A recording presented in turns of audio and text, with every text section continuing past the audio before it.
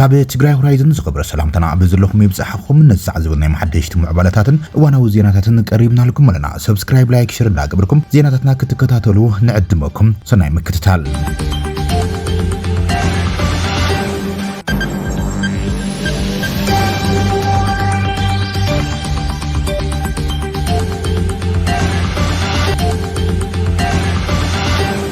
رئيس كتما تግራይ መቀለ መርሸንቲ መንእሰይ ከም ዝተፈጸመ ተሓቢሮም ካብታ ከተማ ምንጭታት ሓብሬታና ኣብዝላ ኣኽቦ ሓብሬታም ዕጥቋት ተኽሲ ከፊቶም መርሸንቲ መንእሰይ ፈጺሞም ኣለዉ ኢሎም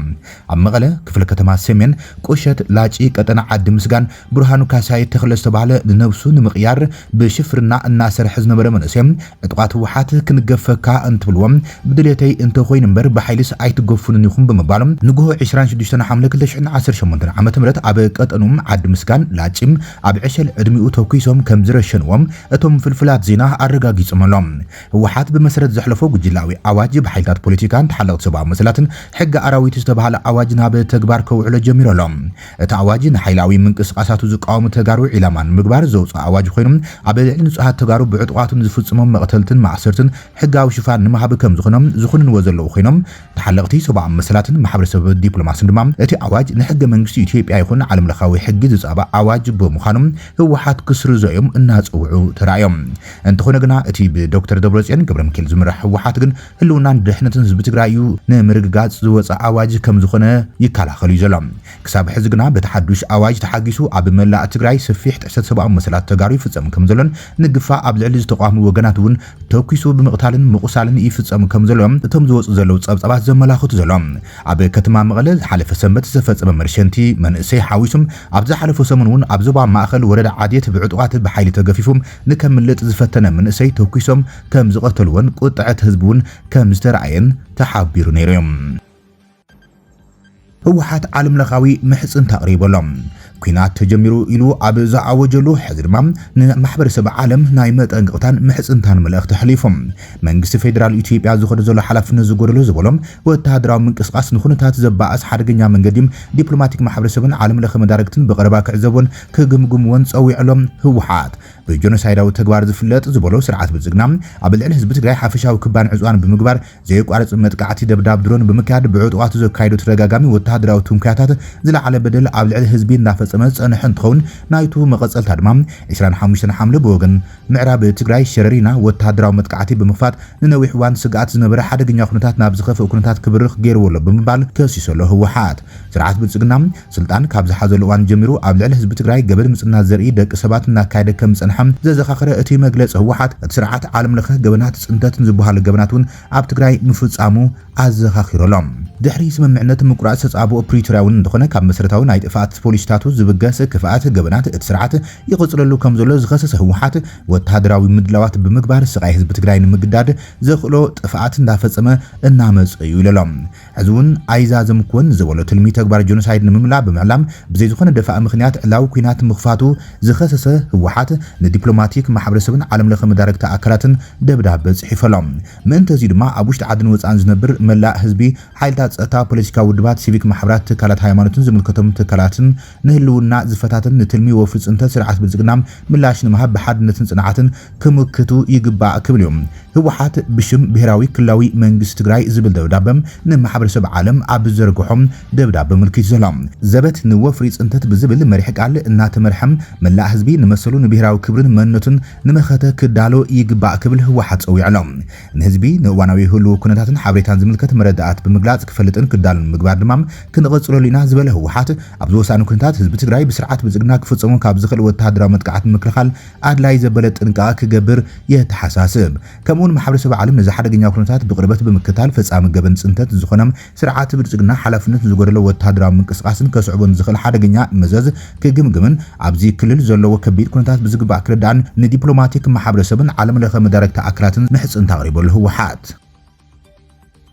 ወታደራዊ ጽምዶ ኣብ ደቡብ ውሽጢ ትግራይ ተኻይደሎም እቲ ሰንበት 26 ሓምለ 2018 ዓመተ ምህረት ኣብ ዞባ ምብራቕ ትግራይ ወረዳ ጉሎ መኽዳም ዝተኻይደ ወታደራዊ ጽምዶ ዕጡቃት TDFን ሻዕብያን ኩናት ተጀሚሩ ኣብ ዝተባሃሉ እዋን ጽባሕዩ ወግዓው ኮይኑ ዘሎ እዚ ንዝሓለፉ 11 ዓመት ብሽም ርክብ ህዝብን ህዝቢ እናተኻይደ ዝርከብ ርክብ ህወሓት ንግደፍን ሎሚ ብወግዒ ናብ ዕጥቃዊ ጽምዶ ተሰጋጊሩ ከም ዘሎም ዘርኢ ኮይኑ ዘሎ እቲ ዜና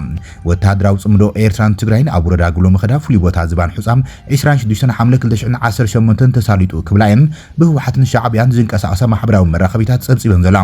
እዚ ኣብ ውሽጢ ግዛኣት ትግራይ ኢትዮጵያ ዝተኻይደ ወታደራዊ ጥምረት ክልቲኦም ሓይልታት ነቲ ዓውደ ግንባሩ ትግራይ ክገብር ዝኽእል ምዃኑ ብዙሓት ዘጠንቅሉ ዘሎም ሓያል ዞባዊ ኩናት ኣብ ዝረኣየሉ ዘሎ እዋን እዮም በዚ ድማ ወታደራት ዕጡቃት ህወሓትን ሻዕብያን ምስ ዕጡቃቶም ኣብ ዝተኻይደ ጽምዶ እንትተሓቃቅፉን እንትስዕስዑን ተራእዮም ኣሎም እዚ ወታደራዊ ጥምረት ብቐንዱ እቲ ቅድሚ ሓደ መዓልቲ ኣብ ዞባ ምዕራብ ትግራይ መዋስንቲ ሱዳን ከባቢ ሸረሪና ኣጋጢሙ ዝተባሃለ ኩናት ኣብ ጽቡሕ ተኻይዱ ዘሎ እዚ ድማ ቀጻሊ ወታደራዊ ምዕባለታት እቲ ከባቢ ብግልጺ ዘርኢ ኮይኑሎም መራሕቲ ህወሓት ሎሚ አንጻር ብልጽግና ኣብ ዝገብርዎ ውግእ በይኖም ዘይኮኑ ከምኒ ሻዕብያን ሰራዊት ሱዳን ሓገዝ ኣሰሊፎም ካብ ውሽጢ ኢትዮጵያ ድማ ከምኒ ዕጡቃት ፋኖን ዕጡቃት ጉምዝን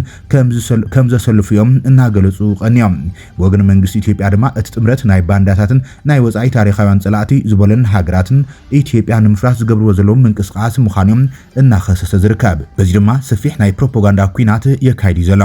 እቲ ሎሚ ብወገን ከባቢታት ደባት ትግራይን ኤርትራን ዝተኻይደ ወተሃደራዊ ጥምረት ድምፂ ወያነ ትግራይ ናይ ህዝቢ ርክብ ምዃኑ ከም ስሕብ ጸብጺባትላ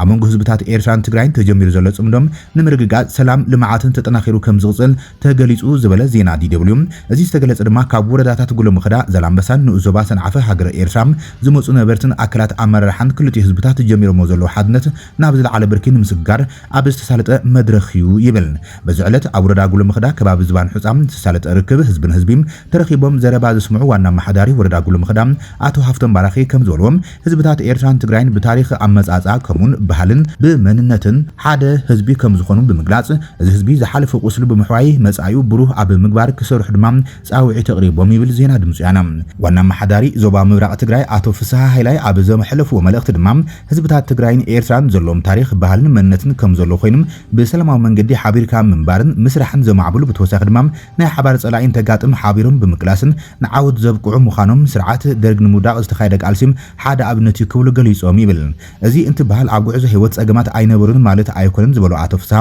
እቲ ዋና ነገር ክልቲኡ ህዝቢ ጸገማቱ ኣሪሙ ከይድገሙ ብልቢ እንተሰሪሑን መጻኢ ዕድላቶም ኣብ ዝውስኑ ዞባዊ ከባቢታት ብሓባር እንተሰሪሑን እንተዓሚሙን ዝሓሸ ሰላምን ልምዓትን ምርግጋጽ ከም ዝከኣል ተዛሪቦም ይብል ዜና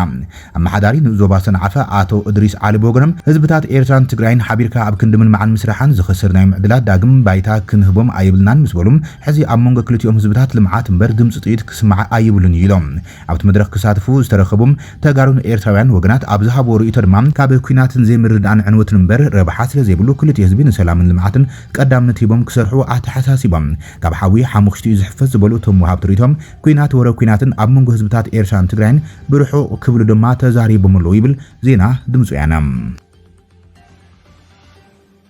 ኣብ ሸረሪና ኣብ መንጎ ሓይልታት ምክልኻል ኢትዮጵያን ሓይልታት ዕጡቃት ትግራይን ዝተኻየደ ውግእ ደው ከም ዝበለ ማዕከን ዜና ፈረንሳ ስሙ ዘይተጠቐሰ ምንጭታት ብምጥቃስ ሓቢሮም እቲ ኣብ ከባቢ ደቡብ ኢትዮጵያን ሱዳን ሸረሪና ዝተኻየደ ውግም ዝሓለፈ ቀዳም ሰዓት 12 ከም ዝጀመረም እቲ ማዕከን ዜና ንሓደ ሽሙ ዘይተጠቐሶ መሪሕነት ህወሓት ብምጥቃስ ጸብጺበሎም እቲ ብከቢድ ኣጽዋርን ሰብኣዊ ኣልቦን ፈርትን እውን ዝተኻየደ ውግም ድሕሪ ኣስታት 23 ሰዓታት ደው ከም ዘሎም እቲ ማዕከን ዜና ጸብጺበሎም ኣብቲ ውግእ ክንደይ ሰባት ከም ዝተቐተሉ ወይ ከም ዝቆሰሉም ዝርዝር ሓበሬታ ክህብ ኣይደልን እቲ መሪሕነት ህወሓት ይብል ኣገልግሎት ዜና ፈረንሳ ካልእ ሽሙ ክግለጽ ዘይደለ ምንጭ ጸጥታ ድማ እቲ ውግእ ብሓቂ ደው ከም ዝበለ ንማዕከን ዜና ፈረንሳ ኣረጋጊጸሎም ይኹን እምበር ማዕከን ዜና ፈረንሳ AFP ብህወሓት ዝተዋሃበ ሓበሬታ ብነጻ ኣካል ከረጋግጾ ከም ዘይከኣለ ገሊጾሎም ብሃገራዊ ቦርድ መርጻ ኢትዮጵያ ዝፈረሰ ህዝባዊ ወያነ ሓርነት ትግራይ መንግስትነት ትግራይ እናመርሐ ከም ዘሎ ዘመልከተ ጸብጻብ ፌደራላዊ መንግስቲ ኢትዮጵያ ካብ ንጎሆ ጀሚሩ ኣብ ሸረሪና ኩናት ከፊተሎ ዝብል ዘውጽኦ መግለጺ ከሲስዩ ይብል መንግስቲ ፌደራል ብዛዕባ እዚ ጉዳይ ዛጊድ ብወግዕ ሪቶ ኣይሃበን ዘሎ እቲ ዝሓለፈ ቀዳም ንጎሆ ዘጋጠመ ግጭት ኣብ ምዕራብ ትግራይ ኣብ መንጎ ሓይልታት ኢትዮጵያን ህወሓትን ዝካየድ ዘሎ ወተሃደራዊ ግጥም መሰረት ብምግባር ተንታኒ ፕሮፌሰር ሸትል ትሮምበል ከም ዝዕብ ሓዱሽ ርእይቶ ተቐሚጦሎ እቲ ዘሎ መረዳእታ ኩናት ከም ዝሕብሮ እቲ ብሓደ ነሓሰ 2026 ኣቆጻጽራ ኣውሮፓውያን ኣብ ከባቢ ሸረሪና ኣብ ጥቓ ደቡብ ምስ ሱዳን ኣብ ትግራይ ዝተፈጸመ ግጭት ምስ ህወሓት ዝተኣሰሩ ሰራዊት 70 ኣርሚ 70 ብወገን ደቡብ ሱዳን ዝተመርኮሰ ምዃኑ ዝግለጽ ኣህዱታት ሓይሊ ምክልኻል ኢትዮጵያን ዘሳተፈን ብባዕሉ ጋንታታት ሓለዋ ተከዘ ዝተባሃሉ ጉጅለ ዕጡቃት ዝተደገፈም ከባቢያዊ ግጭት ከም ዝኸውን ኣመልኪቶሎም እቲ ጽምዶ ኣብ ትግራይ ብብዙሕ ግንባራት ዘይኮነስ ኣብቲ ተሃዋሲ ደቡብ ኢትዮጵያን ሱዳን ዝተፈጸመ ምዃኑ ዝሕብር ሓበሬታ ምጅማር ሓድሽ ሙሉእ ኩናት ኢልካ ክትርጎም ኣዝዩ ዝቐደመ ግዜ ከም ዝኾነ ይገልጹ ፕሮፌሰር እቲ ግጥም ብሓይልታት ሰራዊት ኣርሚ 70 ህወሓት ድዩ ወይስ ሓይልታት ሰራዊት ኢትዮጵያ ዝተበገሰም ዛጊድ ንጹር ኣይኮነን ይብል ኣብ ትግራይ ምስ ህወሓት ርክብ ዘይብሎም ዝረኸብኩ ሓበሬታ ከም ዘመልክቶ ይብል እቲ ፕሮፌሰር ኣብቲ ከባቢ ብክልቲኡ ወገን ዝግበር ምንቅስቓስ ምውፋር ሰራዊትን ዘመልክት ኢሎም እቲ ፍጻመ ምስቲ ኣብ ሱዳን ዝምዕብር ዘሎ ወተሃደራዊ ዳይናሚክስ እውን ዝተኣሰር ክኸውን ይኽእል እዩ ብፍላይ ኣብ ስሉስ ኩርና ኣልፋሽቃን ኣብ ከባቢኡ ዝካየድ ዘሎ ጸብጸባት ስርሒታት ኣብ መንጎ ዕጡቃት ሓይልታት ሱዳን ዘባዊ ተዋሳእቲ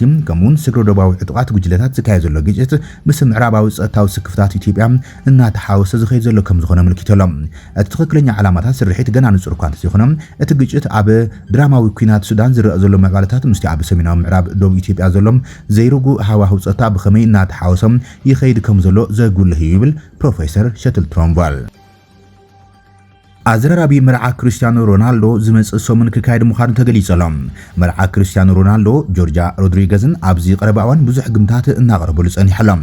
መርዓ ናይ ዝኮኸብ ኩዕሶ እግሪ ዓለምና ፈለማ ኣብ ሰሙን ክካየድ ተሓሲቡ እኳ እንትነበረም ብዘይተፈልጠ ምክንያት ግን ተናዊሑሎ ይብል ጋዜጣ ዘሳን እንግሊዝ ጋዜጣ ዘሳን ኣብ ዝዘርግሐቱ ሓዲስ ጸብጻብ ዕለተ መርዑ ተነጺሮሎም እቲ መርዓ ኣብታ ሮናልዶ ዝተወለደላን ዝዓብየላን ደሴት ማዴራ ፖርቹጋል ክካየድ ምዃኑ ገሊጾም እቲ መርዓ ኣብታ ደሴት ዝመጽእ ሰሙን 8 ነሓሰ 2026 ክካየድዮም እቲ ኣብታ ደሴት ዝርከብ ካቴድራል ፋንሻል ንናይ መርዓ ስነ ስርዓት ኣቐዲሞም ከም ዝተኸፈለ ዝገልጽ ጸብጻብ እዞም መጻምዲ ቅድሚ ናብቲ ካቴድራል ምኻዶም ኣብ በዓል 5 ኮኸብ ሆቴል ሳቮይ ፓላስ ልሙዕ ኣቀባብላ ከም ዘካይዱ ተገሊጸሎም ክልተ ደርቢ ናይቲ ሆቴል ዓርብን ቀዳምን ሙሉእ ብምሉእ ክዕጸም ምዃኑን ጸጥታ ድማ ተጠናኺሩ ከም ዘሎ ተፈሊጦሎም ማዕከና ዜና ፖርቹጋል ቅድሚ ሕዚ ወዲ 41 ዓመት ሮናልዶ ድሕሪ ዋንጫ ዓለም ምስ ናይ ነዊሕ እዋን ኣፍቃሪቱ ጓል 32 ዓመት ጆርጂያ ሮድሪገዝ ክምርዖ መደብ ከም ዘሎ ገሊጸን ነይረን እዞም መጻምዲ ኣብ 2016 ዕርክነት ዝጀመሩ ኮይኖም ብሓንሳብ 5 ቆልዑ ኣለዎም ኣብ ዝሓለፈ ዓመት ድማ ናይ ኣልማዝ ቀለቤት ከም ዝገዘአላ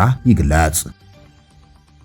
ሚኒስትር ጉዳያት ወጻኢ ኣሜሪካ ኣብ ልዕሊ ኤርትራ ዝሓወሰ ሓዱሽ እገዳ ኣውጀሎም ሚኒስትር ጉዳያት ወጻኢ ኣሜሪካ ካብ 1 ነሓሰ 2026 ጀሚሮም ኣብ 25 ሃገራት ትሕተ ሰሃራ ኣፍሪካ ዝርከቡም ዲፕሎማስያዊ ተልእኾታት ዝካየዱ ስሩዕ ኣገልግሎት መስርሕ ቪዛ ክቋረጽ ምዃኑ ኣፍሊጦሎም ምምሕዳር ትራምፕ ነዚ ውሳነ ኣብ ቀረባ ታሪክ ዝዓበየ ዳግም ምምጽጋን ኣገልግሎት ዲፕሎማስያዊ ቪዛ ኣሜሪካ ክብል ገሊጾሎም ብመሰረት እዚ ሓዱሽ ፖሊሲ ኣመልከቲ ቪዛ ድሕሪ ደጊም ኣብቲ ኣብ ቀረቦም ዝርከብ ኤምባሲ ወይ ቆንስል ኣሜሪካ ቆጽራታት ክሕዙ ወይ ናይ ቪዛ ምልክትኦም ክመልኡ ኣይክሉን እዮም ኣብ ክንዱ ኣብ መላእ ኣህጉር ናብ ዝርከባ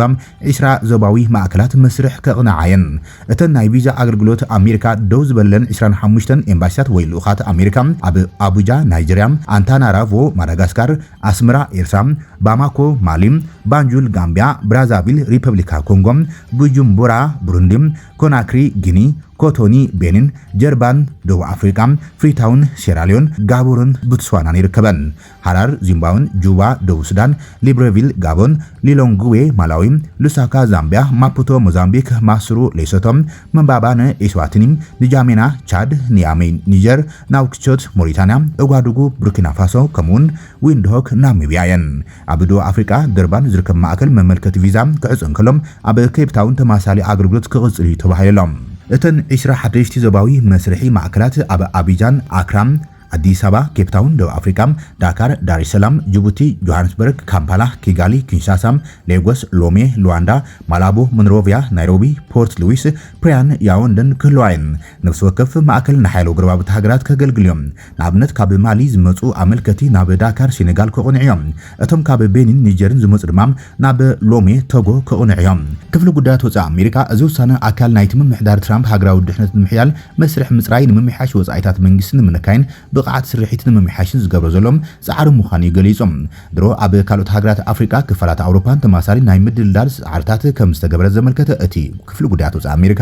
ፕሬዚደንት ትራምፕ ሃገራዊ ድሕነት ብምሕያል ብኽነት መንግስቲ ብምንካይን ንኣሜሪካን ኣሜሪካውያን ቀዳምነት ሂቦም ከም ዘሎ ገሊጾም እዚ ለውጢ ኣብ ትሕቲ ሰሃራ ኣፍሪካ ንመመልከቲ ቪዛ ዘሰላስሉ ተልእኾታት ኣሜሪካ ካብ ኣስታት 50 ናብ 20 ክጎድል እዮም እዚ ድማ ኣብ ኣመልከቲ ርኡይ ግብራዊ ጽልዋ ክህልዎ እዮም ምክንያቱ ካብተን ኣገልግሎት ውሽጣዊ ቪዛ ዝተቋረፀለን ሃገራት ዝመፁ ዜጋታት ንኣካል ቃል ምሕትትን ምዝገባ ባዮሜትሪክን ኣህጉራዊ ዶባት ሰግሮም ክጓዓዙ ስለ ዝግደዱም ተወሳኺ ወፃኢታት መጓዓዝያን መንበርን ከስዕብ እዩ ይብል እቲ ዜና ክብራትን ፍትዋትን ተኸታተል ዜናታት ትግራይ ሆራይዘን ናይ ሰዓት ዝብልናይ መሓደሽቲ ምዕባለታትን ዋናዊ ዜናታትን ኣብዛዚምናልና ንሰናይ ምክትታልኩም ነመስግን ሰላም